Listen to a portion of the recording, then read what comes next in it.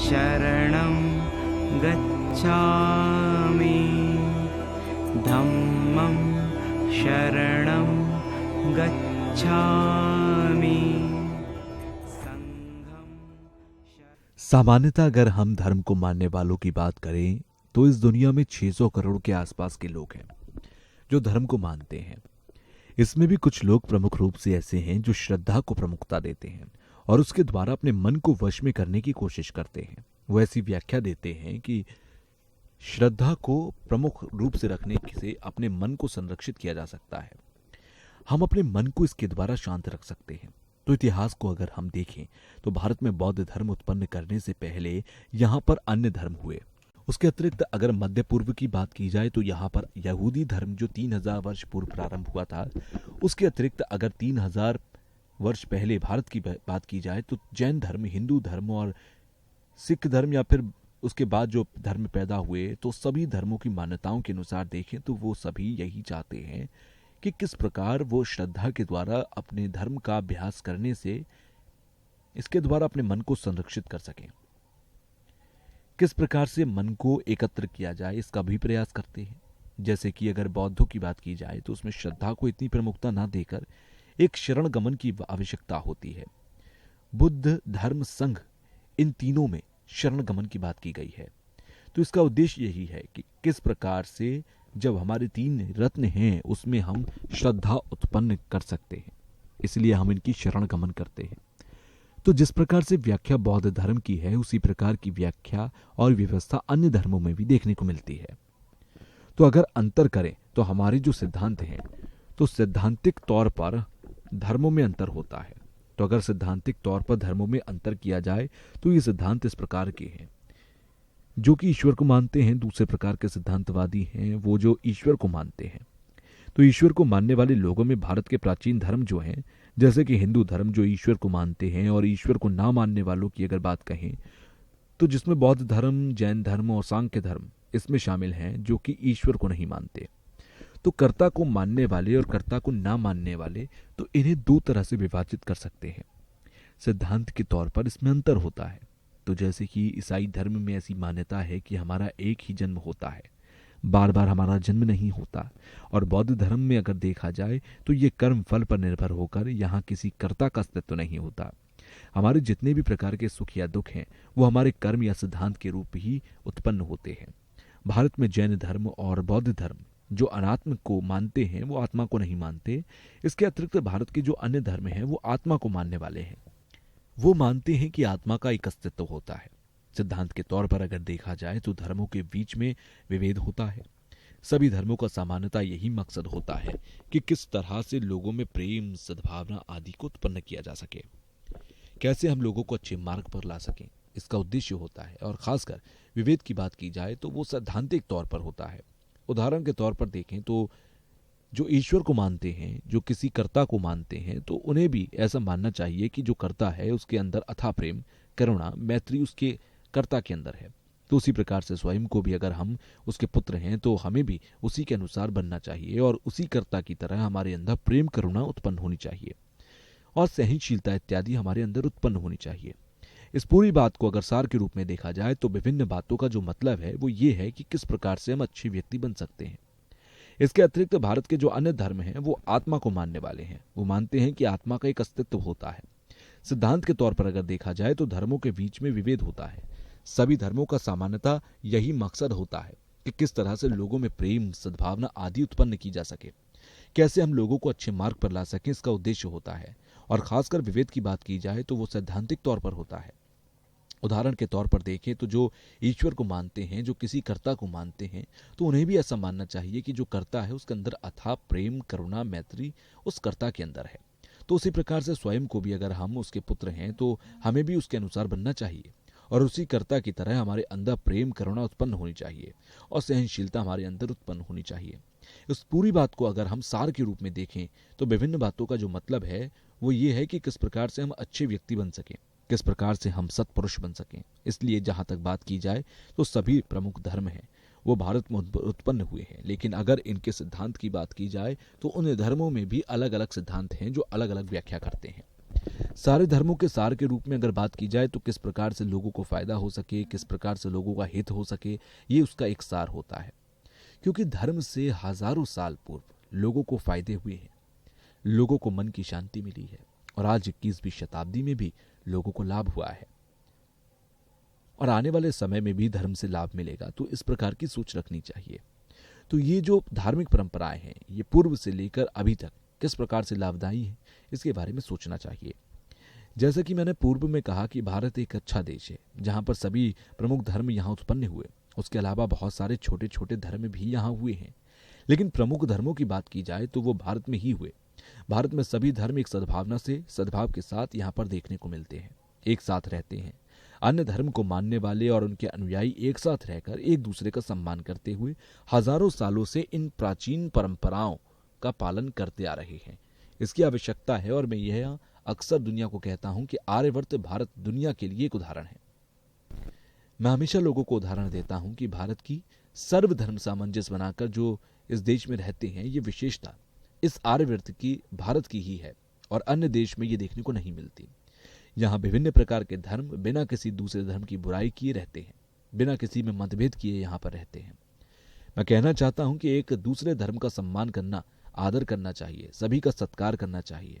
जैसा कि हम लोग 21वीं शताब्दी में हैं, तो इस समय जो अलग अलग धर्मों की परंपरा है उससे हमें क्या फायदा हो सकता है, उनसे हमें क्या लेने की चीज है, उसमें क्या ऐसी विशेषता है जो कि हमारे लिए लाभदायक है, तो उसको जानने की कोशिश करनी चाहिए, सीखने की कोशिश करनी चाहिए और एक दूसरे के साथ परस्पर धर्मों को जानने की कोशिश करनी चाहिए। एक दूसरे का सम्मान करना चाहिए और इस सम्मान के प्रति आगे बढ़ना चाहिए। और इस आर्यवर्त भारत में बिना विभेद किए धर्म हैं, परंपराएं हैं जो कि किसी को कोई भेद नहीं करती, किसी में किसी की कोई बुराई नहीं करती, किसी का कोई अनादर नहीं करती। ये एकमात्र ये आर्यवर्त भारत ही है जिसका उदाहरण मैं दुनिया के लोगों को देता हूँ कि इस भारत में ये परंपराएं हैं।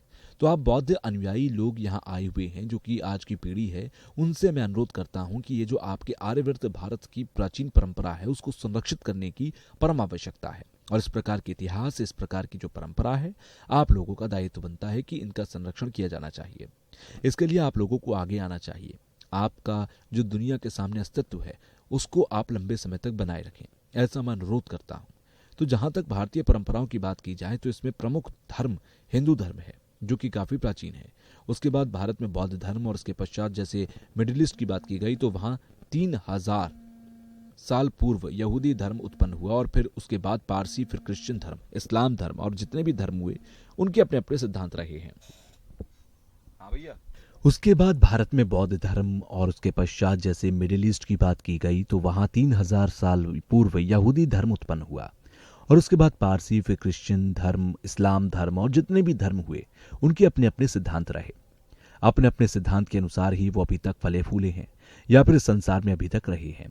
तो जहां तक सिद्धार्थ गौतम की अगर बात की जाए तो सिद्धार्थ गौतम ने भी बुद्ध बनने से पूर्व अपने बहुत सारे गुरुओं से शिक्षा ली थी। तो जितने भी धर्म हैं सभी में अगर शील, समाधि या प्रज्ञा की बात की जाए तो सभी में समान रूप से देखने को मिलती है।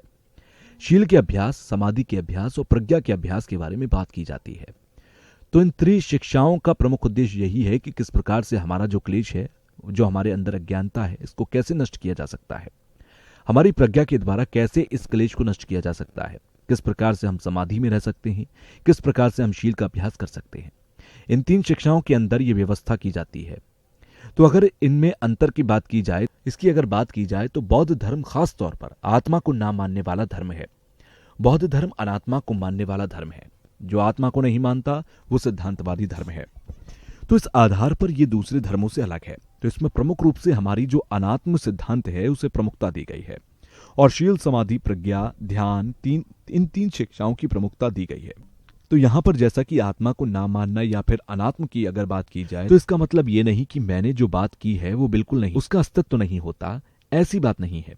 जहां तक आत्मा को अगर मानने की बात है या जो मानने वाले हैं वो कहते हैं कि आत्मा अकेली अजर अमर होती है, इस प्रकार की व्यवस्था बौद्ध धर्म के सिद्धांत के अनुसार नहीं होती। बौद्ध धर्म के सिद्धांत के अनुसार कहा जाता है कि हमारे जो 5 स्कंध हैं उनसे हटकर किसी प्रकार की आत्मा नहीं होती, जबकि बौद्ध इत्र मानते हैं कि हमारे 5 स्कंदों से हटकर भी आत्मा होती है। तो इन अंतरों को समझने की कोशिश करनी चाहिए। जैसे कि पाली परंपरा में भी ऐसा माना गया कि हमारी मिथ्या दृष्टि के कारण हम आत्मा को मान बैठते हैं, तो यह सब मिथ्या दृष्टि के कारण होता है। इनको हमें समझना चाहिए। हमारा जो 5 स्कंदों से बना हुआ शरीर है, इसके अतिरिक्त तो कोई आत्मा रूपी नहीं। इसको हमें अच्छे से समझने की कोशिश करनी चाहिए। हम ऐसा नहीं कह रहे कि इसको बिल्कुल नकार देना चाहिए, इसकी आवश्यकता नहीं है, लेकिन इस 5 स्कंदों से हटकर कोई भी ऐसी आत्मा नहीं जिसका अपना स्वयं में अस्तित्व हो, वो स्वयं में अस्तित्व में आई हो। तो आखिर इस प्रकार की आत्मा क्या है? अगर वो है तो किस प्रकार से है, इस चीज को जानने की कोशिश करनी चाहिए। तो अपने शरीर को आधार मानते हुए, जैसे मेरा शरीर या दूसरे का शरीर, तो इन दोनों को अगर उदाहरण के रूप में देखें तो मैं और पर की अगर भावना की जाए तो वहां पर एक मेरा या अपनापन की जो भावना होती है वो इन 5 स्कंदों के द्वारा एक नाम दिया जाता है। उसको आत्मा या मैं कहा जा सकता है। जैसे कि अगर एक उदाहरण के तौर पर समझे तो एक घोड़ा गाड़ी है, तो घोड़ा गाड़ी का जो अस्तित्व है वो उसके छोटे छोटे अवयवों से, छोटे पहियों से और दूसरी चीजों से है। उनकी वजह से वो अस्तित्व में है। अगर हम कहें कि वो अस्तित्व में नहीं है तो ये कल्पना करना उचित नहीं है। तो इस प्रकार से उनके जो स्कंद हैं या भाग हैं, उन भागों या स्कंदों को जोड़कर एक नाम दिया जाता है। उसको मैं या आत्मा की संज्ञा दी जाती है। तो इन स्कंदों से रहित एक आत्म या एक सदस्य स्कंद या अदृश्य स्कंद जिसका कोई अस्तित्व नहीं है, इन 2 प्रकार से हमें अनात्मा को समझने की कोशिश करनी चाहिए। जैसा कि हम यहाँ कह सकते हैं कि जो हिंदू परंपरा को मानने वाले लोग हैं, उनमें अगर बौद्ध धर्म में जो अंतर है वो हमारे आत्मा के सिद्धांत पर विवेद किया जा सकता है। बाकी की बहुत सी चीजें हैं जो दोनों धर्मों को समान रूप से एक हैं। जैसे बिंदु या नाड़ी को बौद्ध धर्म के तंत्र के अनुसार अगर देखा जाए तो उसी प्रकार की व्याख्या हिंदुओं की जो तंत्र की व्यवस्था है उसमें भी देखने को मिलती है। इसके अतिरिक्त तो और भी सारी जो व्यवस्थाएं हैं बौद्ध धर्म या हिंदू धर्म में समान रूप से देखने को मिलती हैं। खास तौर पर आप ऐसे समझ सकते हैं कि अंतर सिद्धांत के तौर पर, खास तौर पर अनात्म और आत्म के सिद्धांत पर ही बौद्ध धर्म या बौद्ध इतर धर्म, उनमें इसे आधार पर विवेद किया जा सकता है। बाकी जो हमारी मौलिक चीजें हैं, जो मौलिक बातें हैं, जो मौलिक अभ्यास की चीजें हैं, दोनों धर्मों में समान रूप से देखने को मिलती हैं। इनमें सिर्फ सैद्धांतिक तौर पर हैं और जो अभ्यास की जो कुछ व्यवस्थाओं के तौर पर देखें तो मामूली सा अंतर देखने को मिलता है। तो भगवान बुद्ध के धर्म को अगर देखें, बुद्ध शासन को अगर देखें, तो जैसा कि मैंने पूर्व में बताया था कि इसे 2 परंपराओं में बांटा गया, एक पाली और दूसरा संस्कृत परंपरा। इसमें 2 परंपराओं में विभेद किया जाता है। तो ग्रंथों को देखकर पता चलता है कि इसमें खासकर जो विनय पिटक है उनमें देखकर पता लगता है कि जो हमारी परंपरा है, संस्कृत परंपरा, पाली परंपरा, इनमें किस प्रकार से विभेद हुए, ये देखने से पता लगता है। जैसे स्थिरवादी परंपरा और मूल सर्वत्रवादी परंपरा, इन दोनों परंपराओं का विभेद खासकर जो विनय पिटक है उसे देखकर बताया जा सकता है कि किस अनुसार विभेद किया गया। तो सूत्र पिटक की अगर बात की जाए तो उसमें खासकर हमारी जो समाधि की बात की जाती है कि किस प्रकार से ये समाधि के रूप में, अनूप धातु के रूप में किस प्रकार से है, उसकी प्रमुख रूप से व्याख्या की जाती है। और अब धर्म के अगर विभेद किए जाएं तो उसमें भी पाली परंपरा के अनुसार या पूर्व या बाद की परंपरा कहा गया। तो पूर्व यानी कि पाली और संस्कृत यानी कि बाद की परंपरा। पाली परंपरा को मानने वाले देशों को देखें तो खासकर बर्मा, श्रीलंका, कंबोडिया, लाओस और भारत इस परंपरा को मानने वाले देश रहे। और जो संस्कृत परंपरा को मानने वाले लोग हैं वो तिब्बत के अलावा चीन या अन्य जो देश हैं वहां पर संस्कृत परंपरा को मानते हैं और उसमें भी खासकर प्रज्ञा पारमिता के ग्रंथों को मानने वाली परंपरा के रूप में जाने जाते हैं। तो कुछ लोग यानों को लेकर बहुत अंतर पैदा करते हैं या उनका दृष्टिकोण थोड़ा हटकर होता है। वो हीनयान या महायान जो शब्द कहते हैं वो शब्द थोड़ा उचित नहीं लगता। हीन किसी को नीचा दिखाना ये उचित बात नहीं, इसलिए इन्हें यान न कहकर जो हमारी परंपरा है जैसे कि पाली परंपरा या फिर संस्कृत परंपरा, ये कहीं ज्यादा उचित शब्द होते हैं और बहुत ज्यादा किसी में अंतर या विभेद पैदा नहीं करते। तो जैसे कि हमारे 37 प्रकार के बौद्ध पक्ष या फिर 4 प्रकार के आर्य सत्य, भगवान के 8 अष्टांगिक मार्ग, बौद्ध चित्त ये समान रूप से देखने को मिलते हैं, चाहे वो हमारी पाली परंपरा हो या संस्कृत परंपरा हो। दोनों में 8 अष्टांगिक मार्ग, 4 आर्य सत्य, 37 प्रकार के बौद्ध पक्ष, इन चारों में देखने को मिलते हैं।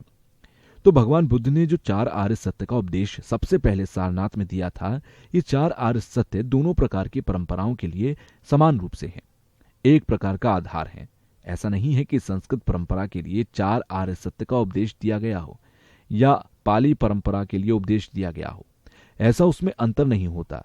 ये दोनों रूपों की परंपराओं में समान रूप से देखने को मिलता है।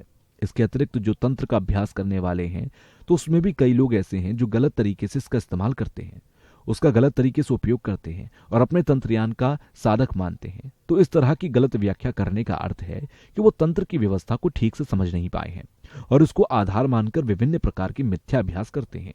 और इस प्रकार से मिथ्याभ्यास करने से, गलत अभ्यास करने से भ्रष्ट होने की संभावना होती है।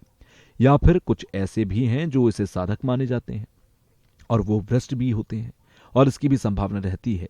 इसके अतिरिक्त हमारे जो बौद्धचित्त संवाद या फिर शून्यता बौद्धचित्त सिद्धांत या शून्यता का सिद्धांत स्थूल और गौण रूप से दो रूपों में होते हैं, तो इसको हमारी संस्कृत परंपरा में प्रमुखता दी जाती है। तो सूक्ष्म प्रकार के जो हमारे शून्यता के जो सिद्धांत होते हैं, उसमें चित्त मात्र सिद्धांत और जो गौण रूप से सिद्धांत हैं, इसको स्थूल रूप से, जो हमारी शून्यता को स्थूल रूप से मानने वाले जो लोग हैं, वो माध्यमिक दर्शन। तो उसके अतिरिक्त भी हमारे जो 3 प्रकार के यान के श्रावक हैं, तो जो 3 मार्ग हैं या 3 यान बने हैं, वो अलग अलग इस आधार पर हैं। इसके अतिरिक्त और अगर बात की जाए या दर्शनों की बात की जाए, तो दर्शनों के अनुसार 4 सिद्धांतों में विभेद किया जाता है। उसको चित्त मात्र सिद्धांत या विज्ञानवादी सिद्धांत कहा जाता है। माध्यमिक सिद्धांत या फिर स्वतांत्रिक या फिर वैवासिक। तो सैद्धांतिक तौर पर इनको 4 भागों में विभेद किया गया। और उसके अतिरिक्त बहुत सी ऐसी चीजें हैं जो दोनों परंपराओं में समान रूप से देखने को मिलती हैं। तो हमारे अंदर ये बात नहीं होनी चाहिए कि हमारी जो संस्कृत परंपरा है, या जिसे हम महायान परंपरा कहते हैं, पाली परंपरा, ये थेरवाद परंपरा जिसे हीनयान कहते हैं, इनमें बहुत ज्यादा अंतर है। ऐसा ना मानकर जो मूलभूत सिद्धांतिक बातें हैं या फिर जो मूलभूत अभ्यास की बातें हैं, भगवान बुद्ध ने दोनों परंपराओं के लिए समान रूप से कही है।